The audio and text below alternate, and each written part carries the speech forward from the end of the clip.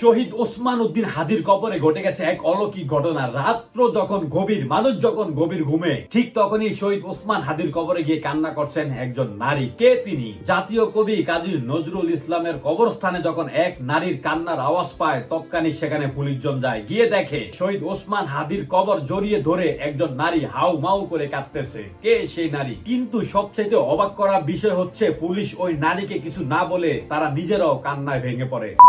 এতদিন পরে একজন মানুষের জন্য মানুষের কি পরিমাণে ভালোবাসা থাকতে পারে, কি পরিমাণে ভালোবাসা থাকলে পরে গভীর রাত্রে গিয়ে আরেকজনের কবর ধরে এভাবে কাঁদে। প্রথমে সেই নারীর কান্না দেখে অনেকে ভেবেছে এটা শহীদ আব্দুল হাদির মা কিংবা বোন হতে পারে, কিংবা তার কোনো আত্মীয় স্বজন। কিন্তু পরবর্তী সময় জানা যায় এই মহিলা শহীদ হাদির কিছুই হননি। তিনি শুধুমাত্র ভালোবাসা আর সম্মানের জায়গা থেকে হাদিকে হারানো বিচ্ছেদ থেকেই গভীর রাতে কবরস্থানে গিয়ে কান্নাকাটি করে। অন্যদিকে হাদির এতদিন পরেও হাদির মূল হত্যাকারীকে গ্রেপ্তার করতে পারেনি আইন শৃঙ্খলা রক্ষাকারী বাহিনী। শহীদ ওসমান হাদির কবরে গিয়ে এই মহিলা কান্না করার সম্পর্কে আপনার ধারণা কি, আপনার মতামত কি? অবশ্যই কমেন্ট করে কমেন্ট বক্সে জানাবেন। আপনাদের মূল্যবান কমেন্টের অপেক্ষায় থাকলাম। আল্লাহ হাফেজ।